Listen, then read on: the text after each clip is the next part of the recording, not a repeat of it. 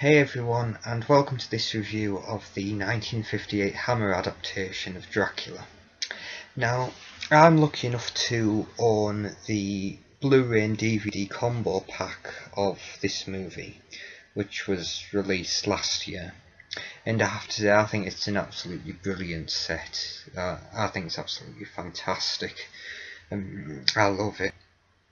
And I genuinely think it's so much better than the individual DVD release from years back, so it's kind of like the release of the movie that we've all been waiting for, and it's such a brilliant set.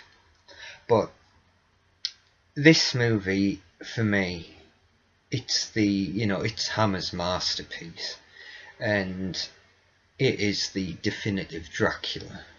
For me, when it comes to Dracula, it has to be Sir Christopher Lee as Dracula and Peter Cushing as Van Helsing. But, in relation to this being Hammer's masterpiece, obviously, The Curse of Frankenstein, made the year previous in 1957, was the one that established Peter Cushing and Christopher Lee, and it was effectively the one that started it all, really, for Hammer horror. It was like their make it big, but this movie, Dracula, a year later, it went above and beyond The Curse of Frankenstein. Absolutely fantastic.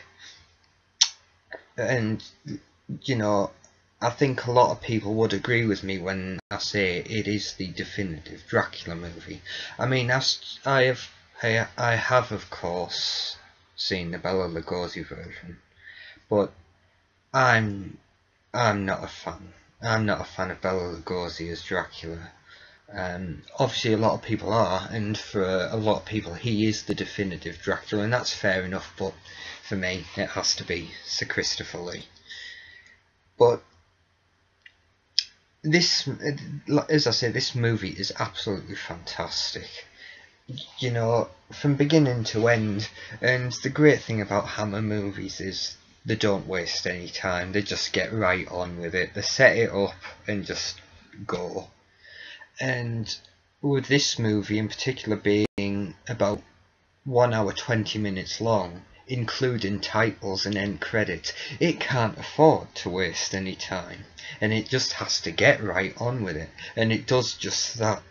It starts off with, of course, the opening title sequence, and the opening title sequence is really well done. It's got that brilliant music score from James Bernard, and I have to say, if there was ever a music score for a movie that needed to be released on CD, this is it. Because James Bernard's music score for this movie is brilliant. And of course, as you see at the end, during the final battle between Peter Cushing and Christopher Lee, that is the highlight of the score for me. And I think a lot of people do, I think a lot of people would agree. But yeah, you have this brilliant main title theme, and this brilliant sequence showing exterior shots of Castle Dracula, and it really does set the tone for the movie. You want to see a Dracula movie? Alright, then let's get started. Let's do a Dracula movie. And I think Sir Christopher Lee even said, US audiences were surprised, because, and it's fair enough, because it's so easy to make an unintentionally funny movie when it comes to this sort of thing, Dracula, and I suppose vampire movies in general, well, horror movies in general, because it's a fine art. But this movie, this got it right on, and that's an American audience was surprised, in the respect that Hammer just played it straight, and it was just a really well done movie. And you've got to applaud Hammer for that, and for getting it right as well, and for not being unintentionally funny. and again for making a movie that stood out and was definitive. And you could say that about the Curse of Frankenstein too, because obviously there was the Universal Frankenstein movie in the US, and much like with Dracula, again there was the US Universal movie. So making a version that was different and but at the same time definitive, they managed to do it with both movies, and it just shows you how good obviously, you don't need me to tell you that the quality of Hammer declined in the later years, but here, with these two movies, they were at the top of the game, and I think you've got to give a lot of credit to Terry Fisher, the director on both movies, who did a brilliant job, and of course Peter Cushing and Christopher Lee, who were the stars of both movies, did a brilliant job, because I think a lot of it is down to the acting as well, and but again, Peter Cushing and Christopher Lee, you don't need me to tell you they got it right on. So we have that brilliant opening title sequence, and then the movie of course starts, and we start with Jonathan Harker arriving at Castle Dracula, and of course this looks familiar, so, and he finds the letter from Dracula, I'm sorry I'm not here to meet you personally, but I've had everything prepared, and please enjoy your meal, and I'll be here later to meet, to finally meet you in person. And then of course, that happens, we have the transition into later that night when we're introduced to Dracula, we see Dracula for the first time, and I've got to say the establishing shot of Christopher Lee in this movie is fantastic. He's stood there at the top of the staircase, the lighting is just right so you can't see his face, he's just got this shadow, this dark outline at the top of this very, very tall dark outline, all 6'5" of him, 6'6", and you've got that brilliant music cue by James Bernard, and what is really well done, and I think again this was what surprised the US audiences, because they have this big establishing shot, and Dracula simply just comes down the stairs and engages in a normal conversation with Jonathan Harker, and you're thinking, okay, well, wow, that was actually quite surprising. Because we go from, we have a big, massive introduction, and then just, a normal conversation, okay. And look, Dracula's even carrying Jonathan Harker's bags for him, okay. Maybe he's not so bad after all. So yeah, Dracula of course shows Jonathan Harker to his room, and gives him the key to the library, of course, because this is the thing. We think this looks familiar, but we're in for a big shock, guys, because apparently Jonathan Harker is not there to, he's not a lawyer in this movie. He's not helping Dracula finalise his purchase of Carfax Abbey. No, Jonathan Harker is actually he's friends with Van Helsing, and he's a collaborator with him, and they're engaged on an investigation into the cult of the undead vampirism, and yeah.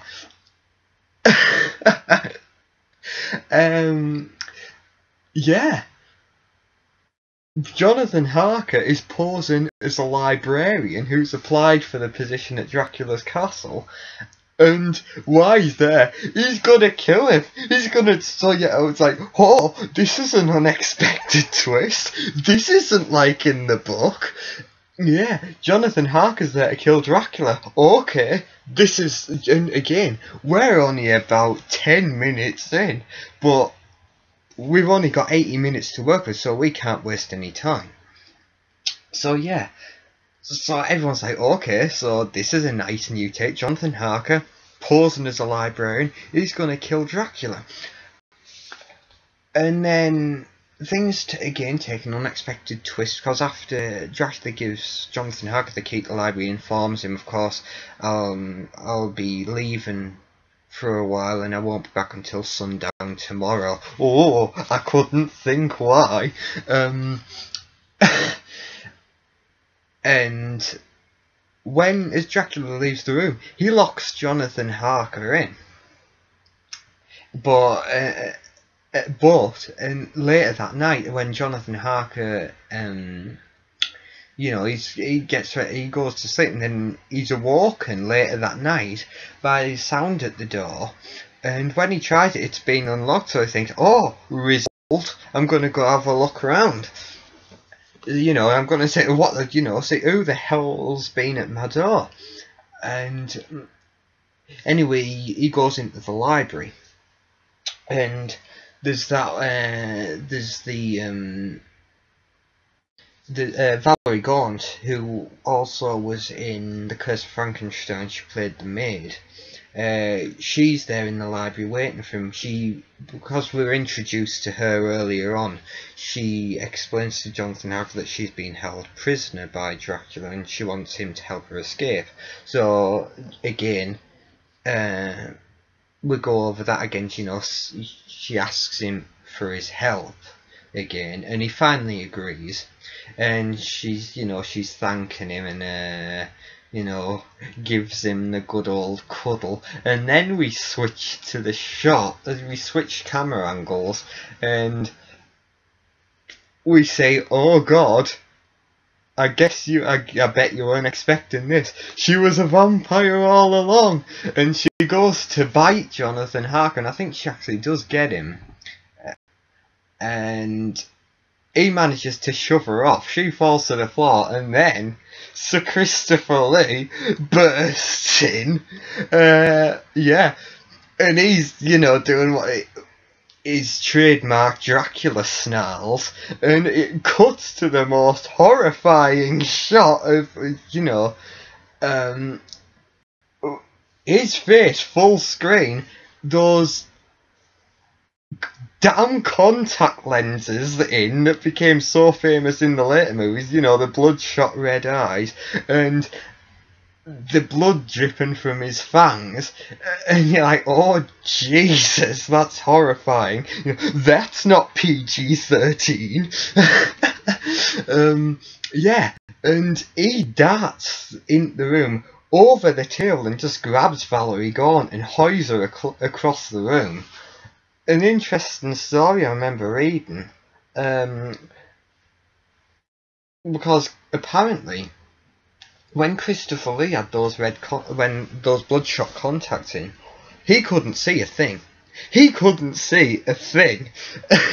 So poor Chris. But hey, it's 1958, so we've just got to roll with it. But on the first take, I remember reading, he darted over the table, but he ran right past the camera, and he had to cut and go again. But, because he couldn't see where the hell he was going. But all credit to him in the final scene, which they use for the movie, he manages to keep face, he manages to create the illusion that he can see fine. Because, like I say, as soon as he hoys Valerie Gaunt across the room, she gets up and they engage in sort of a fight, and he's got to make sure he can grab hold of her and he knows where the hell to aim for. And again, as he's fighting with her, Jonathan Harker gets involved and tries to help her. I don't know why, she just bit him. So, he knows now that she's a vampire too. I don't know why the hell he'd want to help her, but hey, it was in the script, I guess.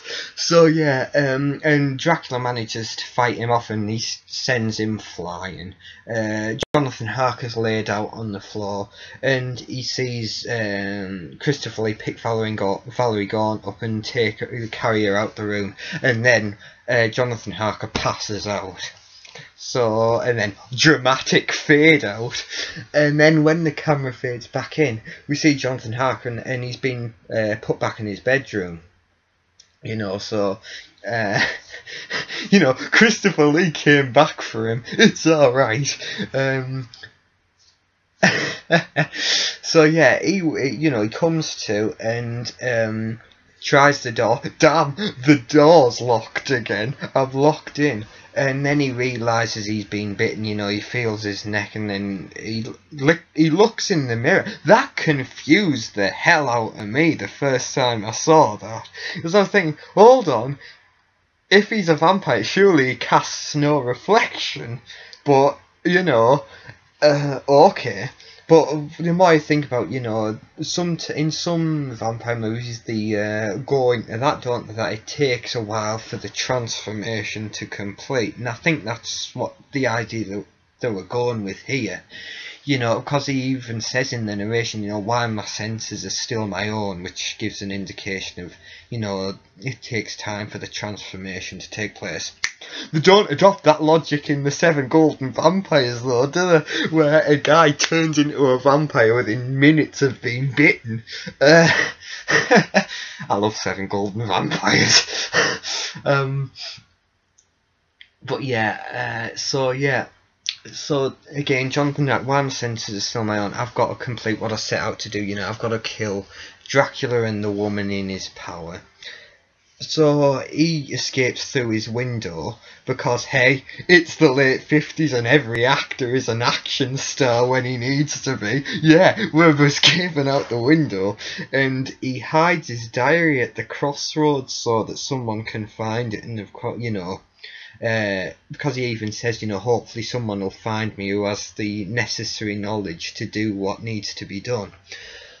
And, he's hoping Peter Cushing will come looking for him. But we'll get to that. And don't worry, there's still plenty of stuff to talk about.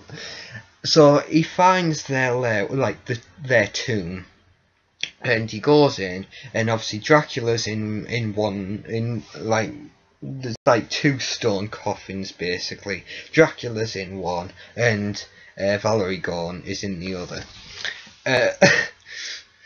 I'm sorry, yeah, she's playing herself in this one. Yeah, Valerie Gorn is playing herself in this one, but it's better indication than what the end credits give, because I think she's just listed as vampire woman. So I'm trying my best here, guys. So yeah, for some reason, and a lot of guys have called him out on this, Jonathan Harker decides to finish Valerie Gorn off first for some reason. They said, why didn't he do Dracula and then finish off Valerie Gorn? That would make sense, since Dracula was the bigger threat. But hey, again, it was in the script, guys. What are you gonna do? So yeah, he finishes Valerie Gorn off, and then obviously Christopher Lee wakes up, and you think, oh, Harker's in trouble now. And in that true Hammer fashion, it cuts to that shot of the window with the sunlight coming through, and then of course it goes dark. And as Peter always says, it never goes dark that quickly. Come on, you're kidding me. But hey, again, we only have 80 minutes, guys. We can't do it in real time. So yeah, when Harker is, and then it cuts back to Harker, and obviously Valerie Hobson's finished with now, and obviously Harker gets another wooden stake, and he's heading over to Christopher Lee's coffin.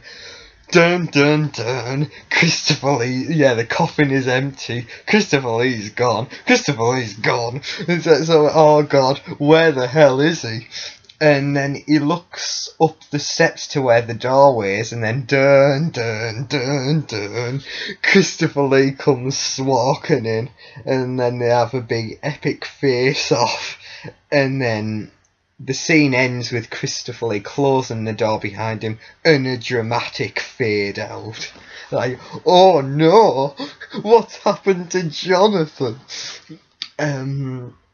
And then we fade back in at the local inn. Of course, it's a Dracula movie. Why wouldn't there be an inn in this movie? And yay! Peter Cushing's arrived. We're saved.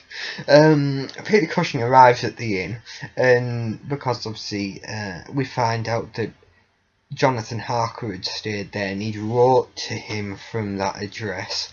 But of course, the innkeeper's playing dumb, saying, "Oh no, no one wrote from here. We don't get many travellers, not that stay anywhere. You know, I don't know what you're talking about." And obviously, Peter Cushing can see right through him because he's Peter Cushing, you know, and there's no fool in Peter Cushing. But fortunately, one of the waitresses there, she's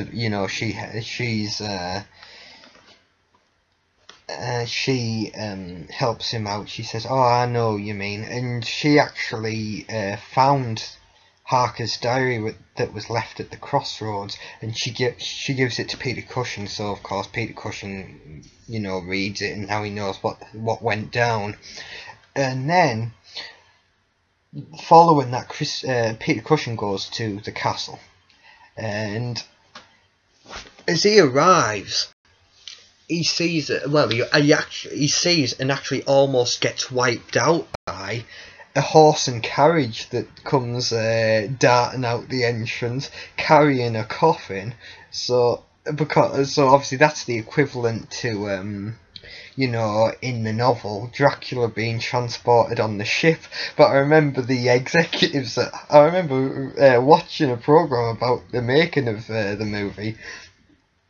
Excuse me. And the executives at Hammer said, "We don't have enough of a budget for a ship. We'll just have to try something else." And this is what they came up with, a horse and carriage. It works. And again, you know, a shortage of money, and we only have 80 minutes. We don't have time to document a whole voyage. What are you talking about? So yeah. So Peter Cushing's looking, what the hell was that? You know, you don't see that every day, horse and carriage, you know, and almost got wiped out by it.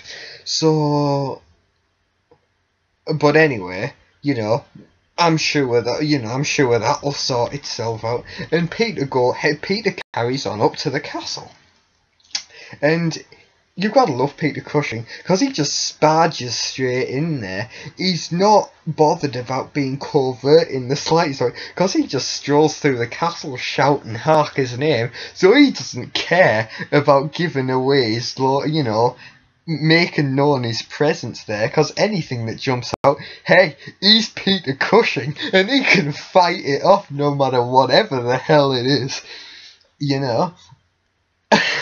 So yeah, and he finds Jonathan Harker's bedroom, and he finds the picture. Because again, you've got to love this, like how the characters of Lucy and Mina seem to interchange given the particular adaptation of Dracula that you're watching.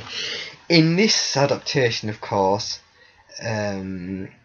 Lucy is Arthur Holmwood's sister, and Arthur Holmwood is married to Mina. And of course, in this one, Lucy was engaged to be married to Jonathan Harker. You know, you have to wonder, they must just put it into a random generator, you know, oh, which one's it gonna fall on this time? So yeah, Van Helsing, or same person, Peter Cushing comes across this picture frame, and obviously, which had a picture of Lucy in it, and he sees that the glass has been smashed and a picture's been taken out. Obviously the bottom corner of the picture's torn and that stayed in there. So he realised, you know, the picture's gone, and obviously Dracula must have something to do with this. And there was even a scene during that conversation Dracula and Harker was having where Harker showed him, you know, the picture. You know, do you want to know something?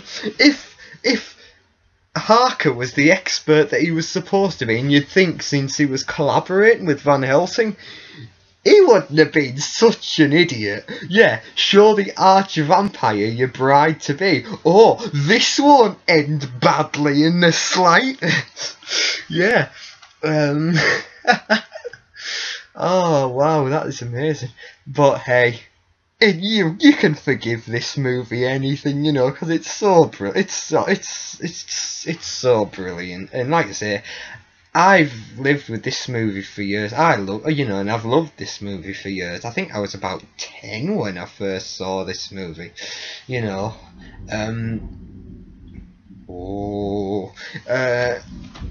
Yeah, so obviously Peter Cushing finds this, and then he leaves, and he exits the castle, and then he finds the tombs, the lair, and he goes in there, and of course he sees in one of the coffins, you know, Valerie Gaunt's dead body there, you know, and he sees she's been destroyed with the wooden stake through the heart, and he sees, you know, there's the rest of the wooden stakes, and there's the hammer on the floor, so something, you know, so he knows that Harker's been here, and obviously he's started something. It looks as though he's been interrupted, and he goes over to the coffin in which Dracula was previously, and now Harker is now took his place. He's laid there, and of course you can see, you know, the transformation's complete. He's now fully turned into a vampire, and you know,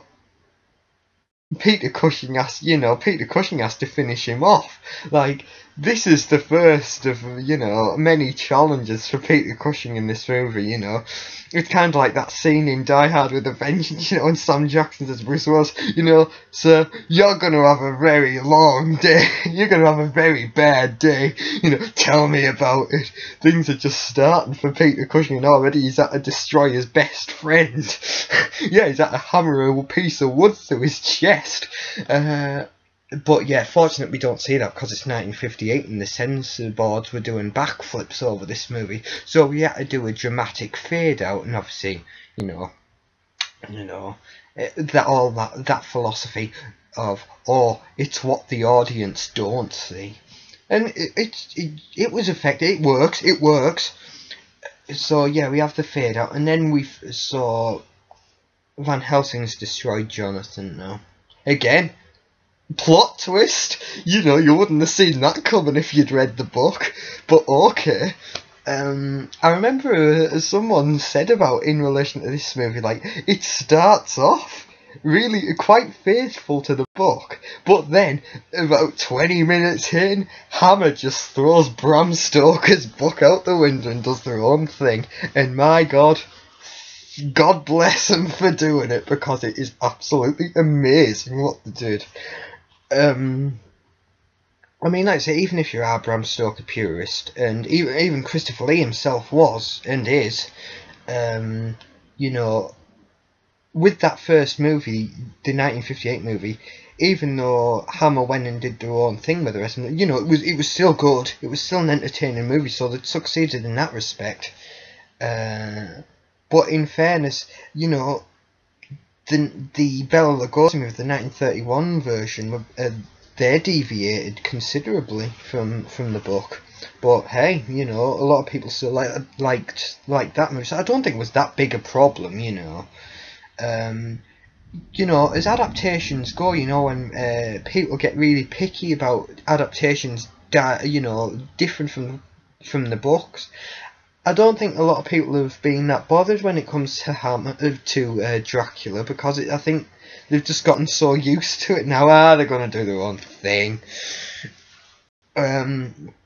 So yeah, after Peter Cushing kills destroys what's left of Jonathan Harker, it fades back up, and hi, Michael Gough. Yeah, Michael Gough playing Arthur Holmwood. Okay.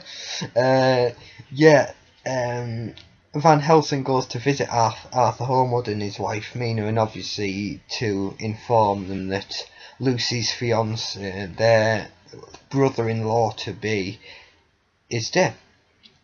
And like I said, Michael Goff, he really doesn't like Van Helsing early on. He's just really mad with him, you know. So he even says, you know, he's giving poor Peter Cushing such a hard time about it. But obviously Peter Cushing being Peter Cushing, he never loses his face. He just remains as gentlemanly and charming as ever, you know, because that's Peter Cushing all over, isn't it? He never loses his, well, he only loses his cool occasionally, and when he does, you know about it. When he loses his cool, someone is gonna die. So yeah, like I say, he informs them that that Jonathan Harker's dead. Michael Goff gives him such a hard time, and then he says, you know, I'd rather you didn't see my sister, see Lucy. She's ill at the moment, and obviously we don't want, we'll break the news. And you know, Peter Cushing, like, very well, you know, far be it from me to argue with you. And then obviously he leaves, and again Michael Goff is fun in this movie. Someone said, you know, he's not taking it seriously, and watching it this time around, it's clear to see Mike Goff is not taking this movie seriously. He's camping it up a little, you know, it's noticeable. He's camping it up. Peter Cushing playing it straight, Christopher Lee playing it straight, Melissa Stribling is playing it straight. Michael Goff is the only one camping it up. He does not care. He's just having fun in this movie. But you know what? He's still fine. He's absolutely fine. I like Michael Goff, so I'm just happy that he's there, you know. And then, following that, we transition to later on that night, and we're introduced to Lucy, and she's, as I said, she's suffering from an illness, which we don't know what it is at the minute, but don't worry, we'll soon find out. Yeah, we find out within a couple of minutes. Like I said, you know, she's saying goodnight to Mike Goff and Melissa Stribling. She's saying, you know, I'll be better soon, I won't be a trouble to anyone. Melissa Stribling she must be the loveliest sister-in-law I could ask for, because she's like, oh, don't worry, you haven't been a bother to any of us, we're all happy to help. And anyway, they say goodnight, and Mike Goff and Melissa Stribling, they leave, and Lucy's all alone, and then, whoa, things start, because things have slowed down a bit, like, for the past 5 minutes, like, the movie starts to slow down a bit, so you're thinking, oh, well, you know, but no, things soon pick up, because it only turns out that Dracula's been the cause of a recent illness. Oh, wow, plot twist. Yeah, so she gets out of bed, she takes this crucifix that she's wearing off, she opens the doors, and, oh, you know, Christopher Lee shows up, and, like, oh, so he's been the cause of this all along. Someone get Peter Cushing quick. And then, yeah, Dr. Seward is still in this whole thing, you know, considering how much it deviates from the book. There's still work Dr. Seward into this movie.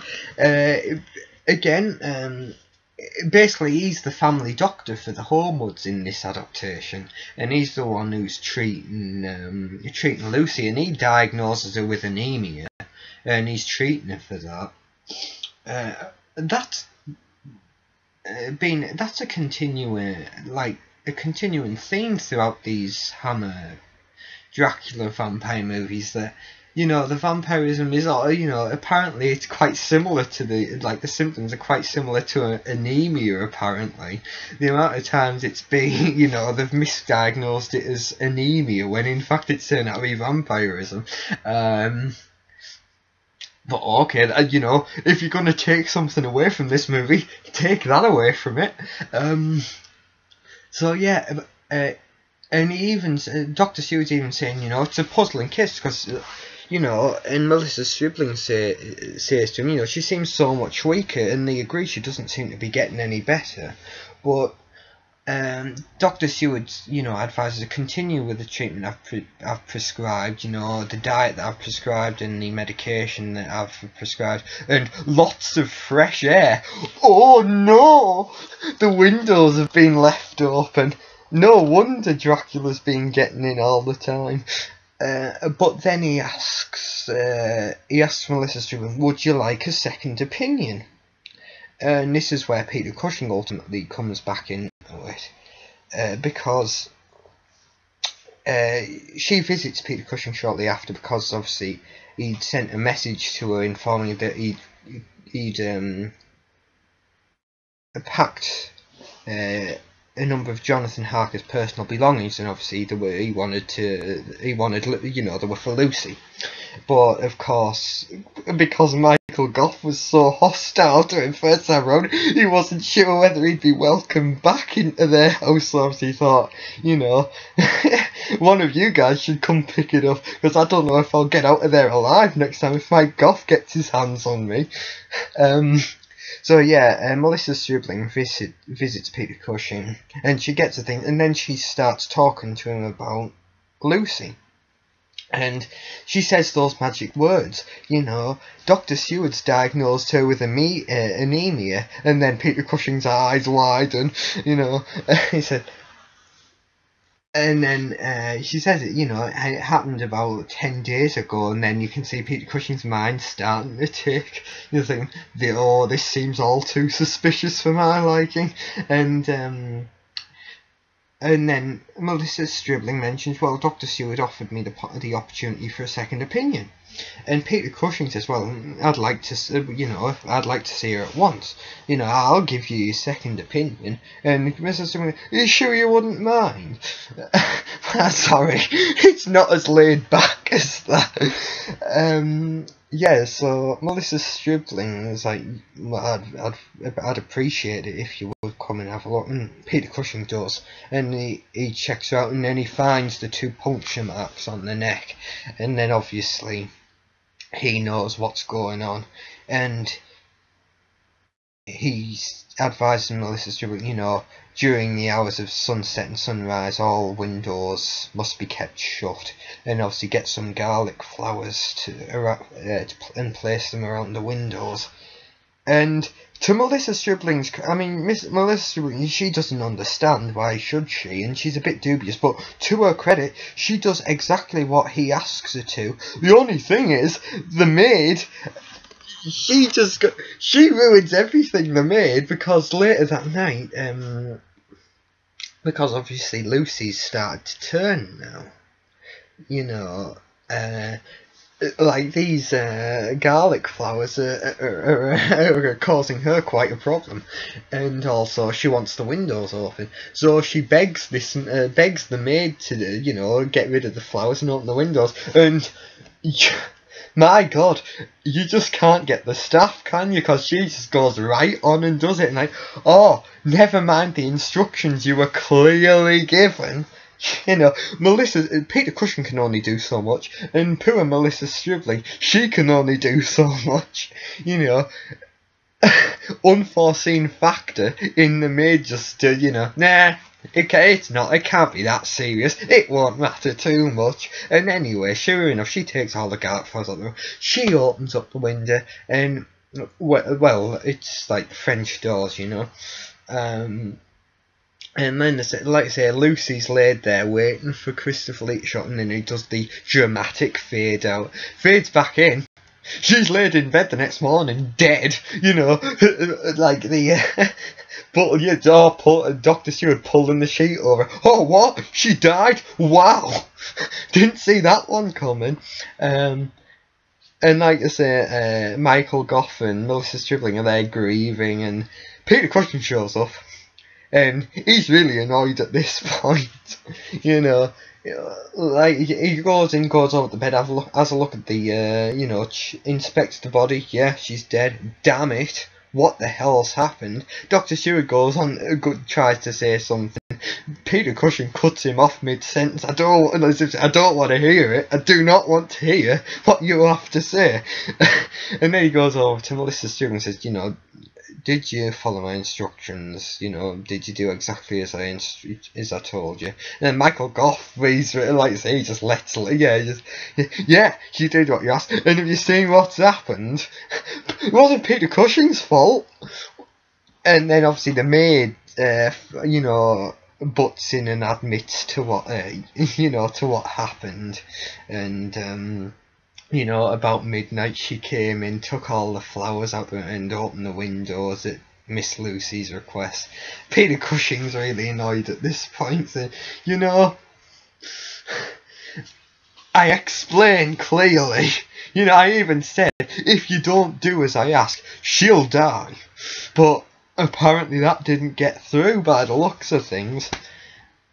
But then Peter Cushing, he thinks, I'll try a whole new approach. And he even, he says, I wanted to I didn't want to tell you about the dreadful circumstances in which Jonathan died, but Lucy's death so closely connected, that I think you should now know the truth. And he gives Mike Goff Jonathan's diary to read. He says, when you've read this, you'll understand. And then, it cuts to, either, I think it must be the next day, the following night, and the maid's daughter, she's, a police officer shows up with the maid's daughter and says,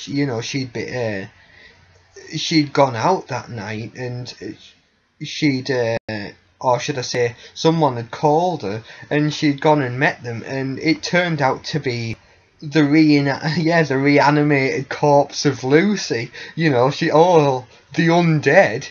She's come back as a vampire. Shocker. I didn't see that coming. And then Mike Goff's eyes wide and say, "Oh, Peter was right. We've got a real problem here." So basically, that same night, Mike.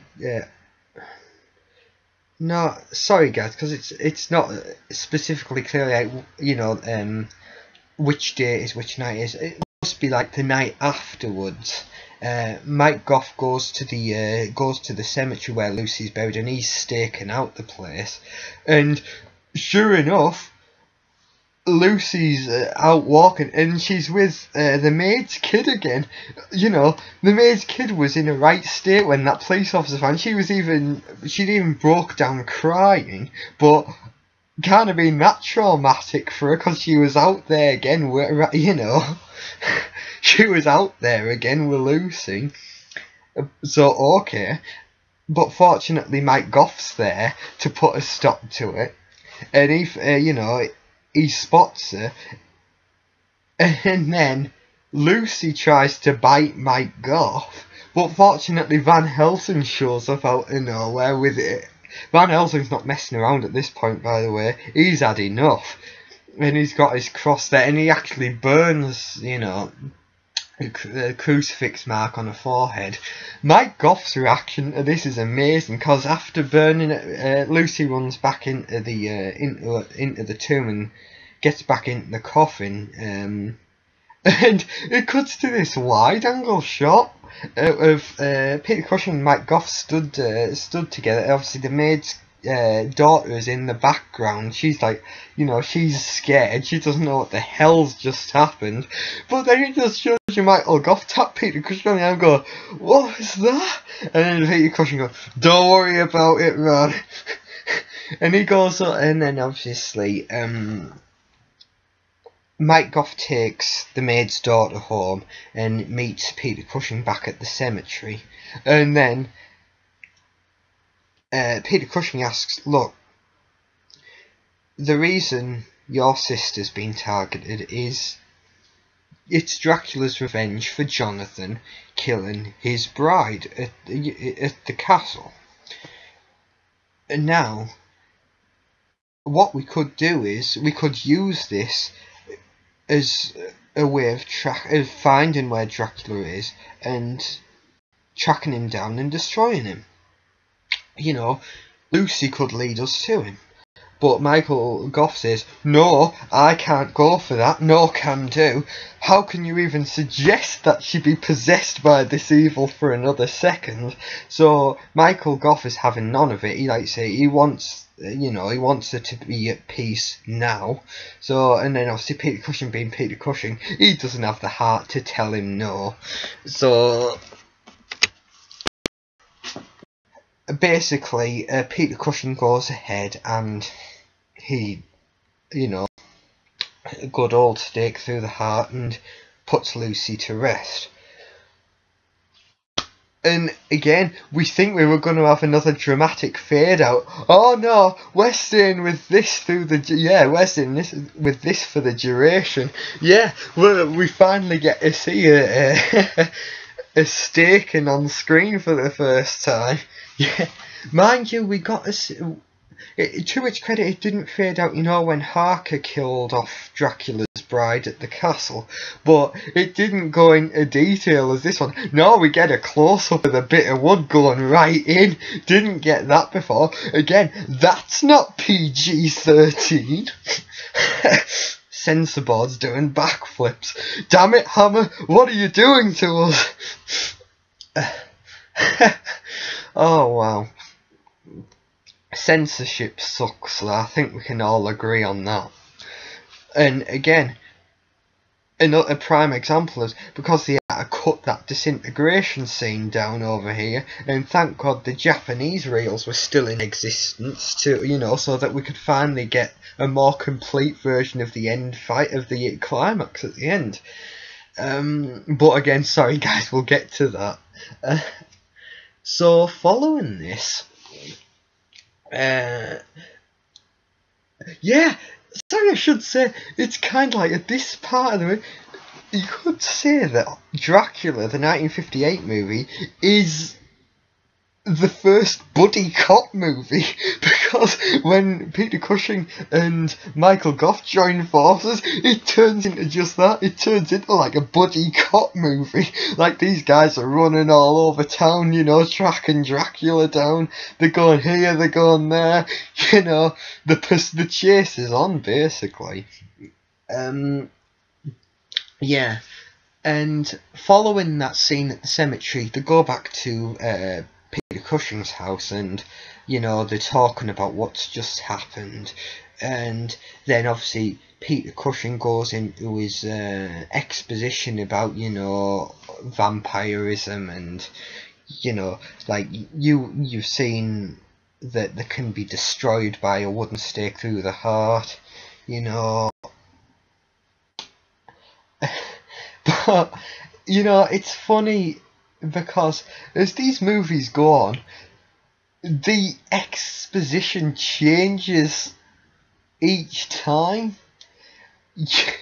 Like, that was the major change, because even Mike Gough says to Peter Cushing during that scene, I was always under the impression that if there were such things as vampires, they could change into things such as bats and wolves, and Peter Cushing clearly says that's a common fallacy. It's not true. I mean, yeah, there is the vampire bat, but no, vampires can't do that. I guess the brides of Dracula never heard that speech, because David Peel in that movie more than once changes into a bat. So continuity, guys, what are you thinking? Or maybe Peter Cushing did find that out shortly after the events of the first Dracula movie, but he was too embarrassed to admit to the mistake. That's probably the most logical explanation. If I just keep quiet, maybe people will forget, So yeah, they have that scene. And then Peter Cushing mentions how, vampires can, you know, they can move around, but each night they need to return to a bed of their own earth. And then he mentions about the coffin and being transported in that carriage that he saw when he went to the castle. And he said, you know, I believe that obviously Dracula was in that coffin, and also in that coffin was a bed of his own earth where he could lie to rest each night. And so we need to find out where that coffin went. So they go to the the records office. And they managed to find out when, after Mike Goff bribes the official with a load of money, you know. It's quite well done, because obviously the officials, you know, going through the rules and regulations, under no circumstances, you know, can I divulge that information to anyone who doesn't have the proper authority. And then you just see in the side of the screen, Mike Goff casually takes his wallet out and takes 2 crisp notes out, just lays them on the desk, and then, well, okay, and then the official soon changes his story, says, well, I suppose under the exceptional circumstances, and after all, this man is a doctor, so... Anyway, he tells them where it went, to a funeral parlour. And then it cuts back to the Holmwood residence, and Melissa Shublin gets a message saying that someone calling themselves Arthur Holmwood, obviously it's not Mike Goff, because he's off gallivanting around town with Peter Cushing, but someone claiming to be Arthur Holmwood wants to meet them at that address, at that that funeral parlour. So and for some reason Melissa Stribling is not in the slightest bit suspicious. She just gets a coat and goes right on over there. And this was quite a well done scene, actually, because she goes into the barn where, because you see, she's outside she's at the front door of the funeral parlour, and then she sees the nearby barn and there's a light on there, so she's like, oh, must be in here. And again, that's where all the coffins are stored, and it's really well done, because she's, the place is empty, so she's on, where the hell is he then? And then it as a close-up on this coffin, and then we realise, oh, it's Dracula's coffin, and then it just lid opens, and then obviously there's Christopher Lee. So that was a really well done scene, you know. Yeah, and nice bit, really genuinely a creepy visual image, you know, because when you do that sort of, like, vampires getting out of the coffin, there is a goofiness there. You know, it's so easy to have someone getting out of a coffin be unintentionally funny. And a bit of trivia, I think I remember Christopher Lee saying that in his Dracula movies, you never actually saw him get out of the coffin. Like, it might cut to him starting to get out, and then it would cut away, and then it cut back, and he'd be out the coffin. Like, I think Prince of Darkness, the third movie, gave a good example of that. Where, you know, Francis Matthews is, the big fight on the ice at the end. Francis Matthews is in the middle of opening the coffin up, and then Christopher Lee bursts out. But as Christopher Lee's getting out, it shows him start to get out, and it cuts away and cuts back, and then he's already out fighting with Francis Matthews. And that was really well done. Again, 7 Golden Vampires didn't adopt that way of doing. Oh, they didn't adopt that technique.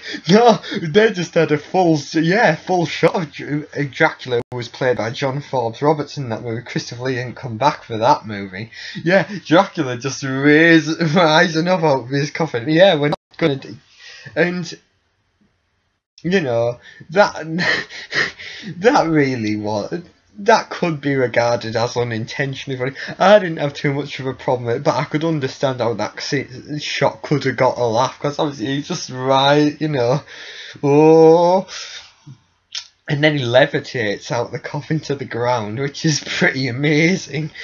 But yeah, it was something that Christopher Lee never did, and it was all, I think it was in the interest of playing it straight and not wanting to be unintentionally funny.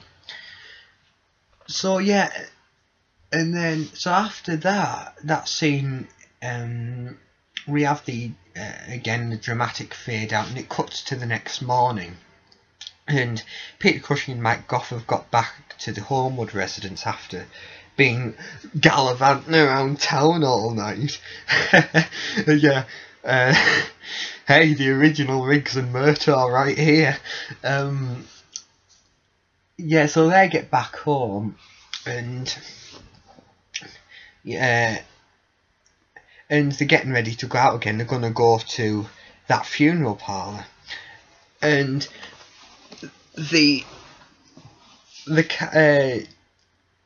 obviously Mike Goff wants to see his wife Melissa Stribling before they go, and she's already up and about, because I think the implication was that she'd only just got back herself. She'd been out all night with at that funeral parlour, but she manages to come up with the story, say, "Oh, I woke up early, I've just been out for a walk." Just brushes it off casually. Obviously, you know something's up, because she's got a big fur coat wrapped tight around her neck. Oh, don't want to run the risk of you possibly seeing any bite marks or anything. But again, when, you know, Mike Goff and Peter Cushing aren't in the least bit suspicious about this. But yeah, Mike Goff says, "Oh well, we have to go. You know, we have to go out again. We'll be back this evening." And so they go to the funeral parlour, and again, the fact. Miles Malison, I think it was, playing the you know, he's working there, and obviously he's you know, he's the one they go to see, and he says, "Oh yeah, the coffin's been here a while." So they go into that barn, and now the coffin's gone by this time. So they, "Oh God, something's up. I think Melissa Stribling has something to do with this." And even Miles Morrison is saying that, "Oh well, that's strange, because you know, I just saw it the other day." And then obviously Peter Cushing and Mike Goff start as, "Oh, something's up here," you know. So it cuts to them back at the Holmwood residence, and they're looking over a map of the town, trying to pinpoint where Dracula might have gone.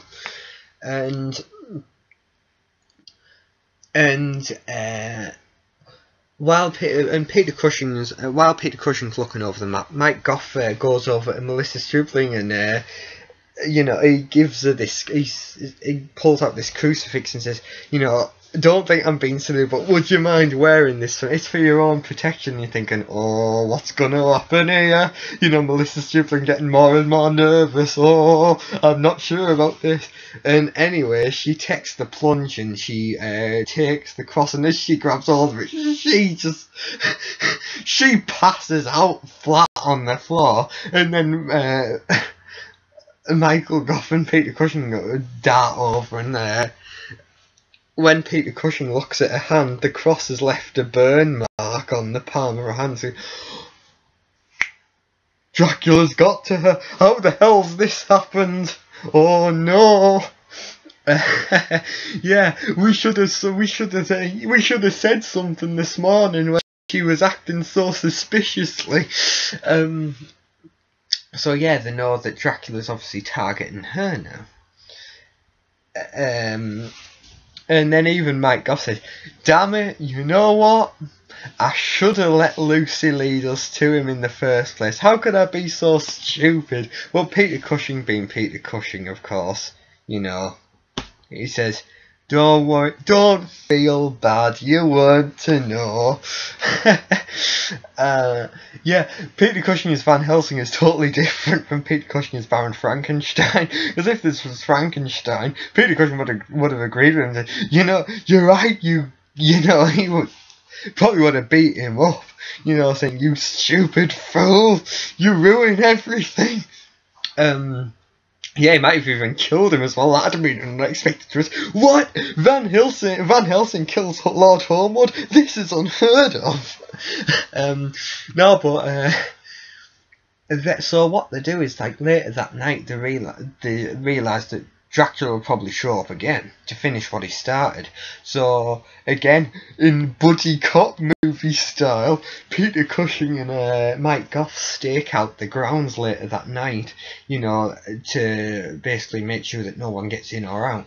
However, whoa, ho, ho, ho, you didn't see this coming already, did you? Dracula is already in the house. Oh man. And like I say, he gets to Melissa Stribling, and if you know, he has another go at her. Unbeknownst to Mike Goff and Peter Cushing, who were just like I say, pacing the walking the perimeter outside. But anyway, a couple of hours later, they get back in, and Mike Goff goes upstairs, and he finds Melissa Stribling laid out with blood pouring from her neck, and then Peter Cushing darts upstairs, thinking, oh God, and then it cuts, quick, we have to act fast, and obviously Peter Cushing carries out a makeshift blood transfusion there, and then to save Mina, and then obviously it transitions to Peter Cushing and Mike Goff in like the I think it's the sat in the dining room having a drink afterwards, and again Mike Goff saying, you know, your theory about, you know, how the hell did he get in? You know, your theory about vampires not being able to change into wolves or bats must be incorrect, you know. How else could he have got in? And Peter Cushing's dumbfounded, but he even says, oh, I wish I knew. So he's sat there thinking, and then obviously the maid comes in. Mike Goff says to her, can you fetch Dr. Van Helsing a bottle of wine from the wine cellar? And then the maid says, oh, but, you know, but Miss Hutter, yeah. But Mrs. Holmwood told me on no account am I to go down into the cellar. Cuts to a close-up on Peter Cushing, a music sting from James Bernard, and Peter Cushing's eyes widen. We've got about 10 minutes left, so this is where the movie really... But the movie just goes all out from this point on. Peter Cushing gets up, darts out the room, goes down to the wine cellar. Done! There's... yeah, Dracula's coffin's there. Oh! It's been there all along. Okay, Peter Cushing darts down the steps, rips the lid off. Dracula's not there. Dracula, at that moment, Dracula bursts in through the door, sees Peter Cushing there, runs back out again, slams the door behind him. Peter Cushing leaves his that silver crucifix that he's used a few times throughout the movie. He takes that out and leaves it in the coffin, so obviously Dracula won't be able to return there. And like I say, comes out the cellar looking for Dracula, and then he hears a scream from upstairs, does this amazing stunt where he leaps up on the, like, it's awesome because he leaps up on the banister of the stairs and does like and leapfrogs over the banister and right in and darts straight into the bedroom. Melissa Stribling's gone. She's been taken. Get Liam Neeson quick. No, we don't have Liam Neeson. We only have Peter Cushing and we only have Mike Goff, and we have less than 10 minutes until this movie's over. We need to act fast now. So anyway, he asks the maid what happened, and she she tells him Dracula's took her, and and obviously Peter Cushing was like, oh, he's taking her back to the castle. So Mike Goff and Peter Cushing dart after him, get a carriage, and go straight after him, and because it's going to be light soon, so Dracula's got to get back home as quickly as possible, and if he does, it's all over, because obviously he can. Even Van Helsing says clearly he could hide in the castle vaults for years. We'd never find him, and we'd never find Mina either. So obviously this could be our last shot at saving Mina. So we've got to act fast. So Dracula and Mina arrive back at the castle, and Dracula digs a grave for Mina and he chucks her in it. He's going to bury her alive, for God's sake. But fortunately at that moment Peter Cushing and Mike Goff arrive. The cavalry's here and they spot him, and they get out of the carriage, and Christopher Lee runs off into the castle. Mike Goff runs to the grave to go and help Mina. Peter Cushing darts after Christopher Lee like a lightning bolt, and they have this full-on chase through the castle, up the stairs, through the castle, and the chase goes into the library. What's going on? All the fight scenes in this movie take place in that damn library. There's something about that library that's bad luck.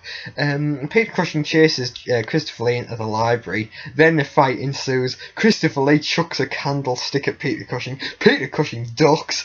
Christopher Lee charges Peter Cushing, grabs him by the throat and like you say, he pins him down onto this table and he's about to choke him out. Fortunately, Peter Cushing in the last gasp manages to shove him off, and then everything just stops for a second, and they have this really intense stare down, and Peter Cushing finally realises for the first point in this movie he might just be in trouble, but fortunately he suddenly realises, hey up, there's a table that runs the full length of the room here, and look, there's curtains. The sun's coming up. I know what to do. He leaps up onto the table, runs, does a flying dive and tears the curtains down, exposing the sunlight, and of course Christopher Lee gets caught in the sunlight. And a lot of you guys probably know this already, but that was Peter Cushing's idea, to hop up on the table, run and do a flying dive and tear down the curtains. And props to Terry Fisher for going with it, because it's an amazing scene and great thinking on Peter Cushing's part. Because I think the original idea was that Peter Cushing was going to, pull a crucifix out of that gorgeous, that long blue coat that he has in that movie, with that gorgeous brown fur collar. I love that coat, and that awesome scarf that he has with it too. He looks so awesome in that, and then like those suede gloves that he has on. Honestly, he looks awesome in that outfit. But yeah, the idea was, I think he was going to pull a crucifix out of his coat and then use that. But Peter Cushing realised he'd left his crucifix in the coffin beforehand. And he said, you can't have the character pulling all these crosses out from all of it. It's ridiculous. So he came up with the idea of using the two candlesticks and putting them in the shape of the crucifix. And thank God he did, because that was so much more epic than pulling a cross out would have been. And again, this is where, I think this is the most amazing climax to it. This is the greatest climax to a Dracula movie, I think. Because, I don't know about you guys, but for me, when I see a Dracula movie, I'm always curious as to how they're going to finish him off at the end. And whenever I see a Peter Cushing, Christopher Lee movie where they're against each other, I'm looking forward for the fight scene at the end, because I know it's going to be amazing. Those two guys are amazing when they have a fight scene together, and obviously this is one of their best fight scenes. I think as well you've got to mention The Mummy, because they have quite a few good fight scenes in that throughout the movie, whereas obviously in Dracula it builds up to one big fight at the end. So of course Peter Cushing runs back along, he pulls the curtains down, hops back up onto the table, grabs two candlesticks, leaps off and puts them into the shape of a crucifix, backs Christopher Lee out into the into the sunlight, where the sunlight's hitting the floor. Christopher Lee's laid out, and Christopher Lee, because that's one thing they said about him, he's a great physical actor as well. Like he doesn't necessarily need words, he can communicate a lot by his expression. And those amazing snarls and screams that he does is when he's playing Dracula, like you say, he really does the best Dracula death scene. Like you talk about this one, and also in Dracula Has Risen from the Grave as well, when he's impaled upon that big golden crucifix. Those two come to mind. Absolutely fantastic. And when you're talking about his facial expressions, in Taste the Blood of Dracula at the end, when he becomes becomes all disorientated and falls onto the altar, and his facial expressions during that sequence are absolutely amazing, you know. And like I said, but I think this is the best Dracula death scene out of all the Dracula movies, be it Hammer or otherwise. You know, because like I say, Peter Cushing's just game face on with it, you know, backing him further and further out into the sunlight, and obviously, and in the cut from of the movie, which includes the footage from the Japanese reels, it has, of course, that scene where Christopher Lee claws at his face. That is amazing, that, because obviously prior to the release of this Blu-ray and DVD combo pack, we just had still shots of that part. But it's so brilliant to see, you know. And again, that claw in his face, that's not PG-13. You know. But again, such a shame that it was cut from the original UK version, you know, because again, it's a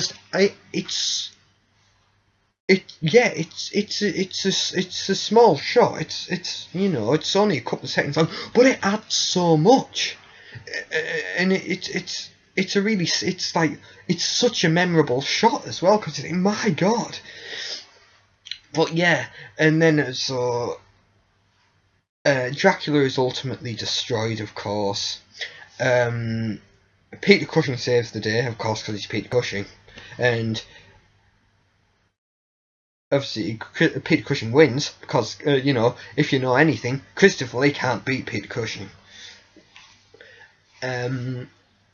And with that, Melissa Stribling is returned to normal. She's freed from the hold that Dracula had over her, and it has a really nice effect that they did. They have a close up of her palm where they had the crucifix burn, and that disappears. So obviously, you know, she's released from the curse, and again, a nice simple but effective shot, wrapping it all up. And then it cuts back to Peter Cushing in the castle. He's opened the window, let some fresh air, yeah, let some air in. Oh, it's been a really long couple of days, man, you know. I'm glad this is over with. And you know, our hero, everyone, you know, who better than Peter Cushing to save the day? But yeah, like I say, that's it. He's killed Dracula. Mina's been rescued. Job done. End credit. That's how you do a movie. Hammer is awesome for this. You know, that's how you do a movie. Job done. Credit. No hanging around. Mind you, in saying that, you know, I love The Return of the King, you know, Lord of the Rings, but that movie was far from, you know, did the complete opposite, didn't it? The amount of false, yeah, it had about the amount of different endings, you know, false fade outs only to smash back in. Not this movie though. No, yeah, Christopher Lee's dead. Melissa Stribling's rescued. Job done. Credits. And if I remember rightly, I read that when they did that, the climax of that movie, they did that in like December of '57, and it was quite close to Christmas time when they did that scene. So that would have been even more fun, and had a nice Christmas feel to it. Yeah. Guys, you get this fight scene done, we can all go home and celebrate Christmas, alright? Okay, let's go. So, yeah. That last shot of Peter Cushing opening the window, you know, whew, thank God that's done. I'm going home. Happy Christmas, everybody. Who'd have thought Dracula 1958 would have been a Christmas movie? But, you know, when we talk about, because this movie has a lot of nice visuals, like you say, we talked about the opening title sequence, and the set designs in this movie are really, really good, and the costume designs, and even the colours, that even better brought out on Blu-ray. The colours look gorgeous. This movie looks, sounds, it, you know, the Blu-ray is worth getting for that, because you can, there is a hell of a difference. And yeah, but that, and when we talk about really great shots from this, the final shot, you know, which it holds on while the credits scroll of, you know, because obviously Dracula turns to dust, of course, and then obviously his clothes are left crumpled in a heap, and then obviously when Peter Cushing opens the window, the wind comes in and blows the ashes away, and then it just holds on the shot of his signet ring on that beautiful, I think, like marble floor in the library, and then that is such a beautiful shot and a great way to end the movie. And again, with Hammer movies, the end credits, they don't last long at all, do they? No, not like these epics these days, where about 5, 10 extended cut of Lord of the Rings, 20-minute credits. No, these are like 30 seconds to a minute long. So again, you know, it's awesome. Like like I say, it's all to do with not wasting any time. You know, get titles and credits out the way as fast as possible, so we can just focus on the movie. You know, and you've got to love Hammer for doing that. But the thing is, like, even though a lot of the Hammer movies, certainly the early ones, obviously, some of the later ones, like Frankenstein Must Be Destroyed from '68, that I think that was 140, you know, 1 hour 40 minutes. So again, one of the longer Hammer movies, and obviously some of the later Dracula movies stretched to like obviously more than an hour and a half. So again, on you know, longer than this 80-minute movie in the '58 version of Dracula. But even those that were on the shorter side, you never felt shortchanged, and you know, they always had a satisfying conclusion. You know, you felt like, you know, you didn't feel as though you'd just seen half of a movie. You know, you felt happy with what you'd seen. You felt satisfied with it, and I think that was a real gift that Hammer had. It was a real art that they had, and obviously Terry Fisher did a brilliant job with that. But yeah, I've just clocked the time there. This review's gone on for almost as long as the movie goes on for. But again, I'm sorry about that, guys. But I like long movie reviews, and I think a lot of people do. And you know, I'm sorry that my review style is all over the place. But again, when you see the movie, it all makes sense, you know. But no, I think I'm going to bring it to a close here and just say once again, fantastic movie, Hammer's masterpiece. If you know, probably Peter Cushing and Christopher Lee's greatest film, possibly. I think probably the best movie with them two in it together. You know, I think this one, and also of course The Mummy and Horror Express, of course. You know, but this, like I say, you've got to, when you talk about movies they've made together, you've always got to mention this one, you know, because for me, Christopher Lee will always be Dracula and Peter Cushing will always be Van Helsing. And yeah, if you're looking for an adaptation of Dracula, go with this one, because this really is the definitive version. And you know, you want a satisfying climax, you've got that. You want great visuals, great production design, you've got that. You want, you know, Peter Cushing and Christopher Lee give great performances. You know, you can't ask for any more than that. And a great music score by James Bernard, absolutely fantastic. You know, but again, I think it's fair to say that it's quite, it's quite apt and appropriate, and it's fun to think of these as action and adventure movies, because you might get people watching this and they might scoff and think, oh, that's not very scary, but it's still a solid action flick. So if you're go into it expecting to see an action an adventure thing, you know, I think that's the way to go into this movie. Don't expect to see a really scary, you know, because it's not necessarily about being scary. It's about being atmospheric, and it's about being an enjoyable movie, and it gives you a good lasting impression, and it's a quality movie, you know. And it's this 1958 Dracula is a prime example of Hammer at the top of its game, and I think a lot of people will agree. Well, most people, if not all, will agree with me. You know, like I say, I've loved this movie since I first saw it when I was about 10, and today, watching it, I actually hadn't watched it in a long time, and I'll tell you what, I'm glad I watched it today, and I'm glad I picked this to review. You know, because it's such a fantastic movie, and it's one that shouldn't be forgotten about. You know, it still packs a punch today, and I think that says a lot about it. You know, and it's just absolutely fantastic. And again, if you want a movie that just gets straight to it and doesn't waste any time, this is an ideal choice. But yes, so that brings this to a close. Finally, I'm sorry if you don't like long movie reviews. This must have dragged on for it. I'm so sorry.